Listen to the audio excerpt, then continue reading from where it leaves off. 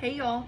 So I basically wanted to come on and give you a tying everything up from this week and explain to you what we're doing and kind of like maybe answer any questions that you may have about parts that we've done this week, and then pretty much wrap it up so that we can continue moving through our business plan. So what we're doing with this business plan is we are basically kind of having a hands-on opportunity to like look at a business and how businesses work, especially agribusinesses, since we've been talking about them, and this is a business related course. So with that being said, their instructions were to create a product or try to make a product better. So once you had decided that, then you were able to decide on what kind of business type you were going to be.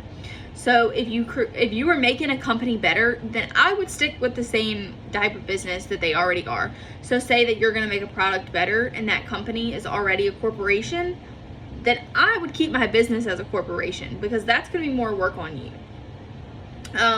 Sole proprietorships in this case may be the most common, or partnerships, but if you're doing a partnership, you have to let me know and work with somebody in here so that you can actually get the feeling of a partnership.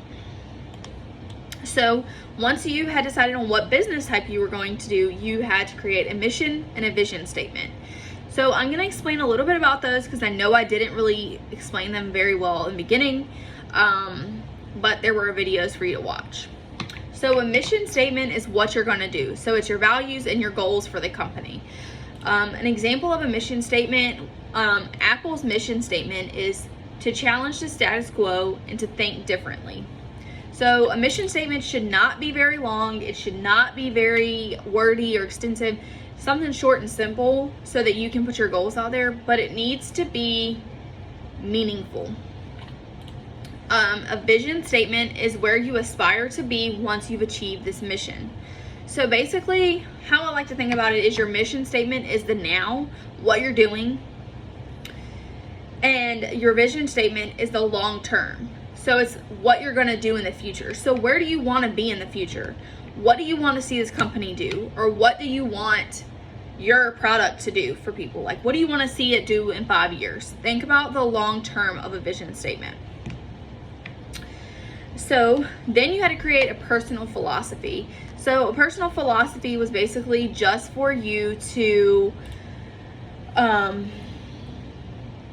sorry, I had a brain fart. So a personal philosophy, this was for management. So it's how management will organize, motivate, and communicate with his employees. So how are you going to manage them? What type of management style is best for you? How are you going to organize this? How are you going to motivate them? Like, are you going to have incentives? What are you going to do for them? And how are you going to communicate? Your personal philosophy was probably the most confusing. So if you have questions, please, please, please reach out to me. Okay, so then your work was to tell me what your product is and give me a description of that product. So what is your product? Tell me about it. You know, whatever the case may be when it comes to the description of it. And then you had to create a market analysis.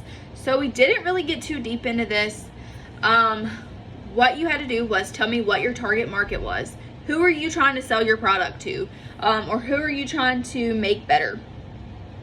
And then you had to tell me what your target needs. Like, explain to me about this. Like, what do they need, or why do they want this product? And then you had to tell me the potential location and why. Like, why do you choose that? And I gave you options to have like a social media business, to have an online business, or have a real in-store business. Now, with that being said, I told you to remember that if you're marketing to people that you can relate to, which are teenagers may not always have a credit card or debit card to buy online. Think about that. But you also have to think about, where do teenagers spend most of their time? Realistically, I'm not the same age as you all, but I do spend a lot of my time on social media or online. So think about those things when you're selling your product. So with that being said, I'm going to give you the rest of today after you watch this video to make sure that you've tied everything up, you've submitted all of your work for this week. I know that some of these things were a little bit lengthy, and I know some of them were a little bit harder, but now is your opportunity to make sure that you have it all. Ask questions if you need it. Please reach out, and I hope that you all are having a great week. Bye, guys.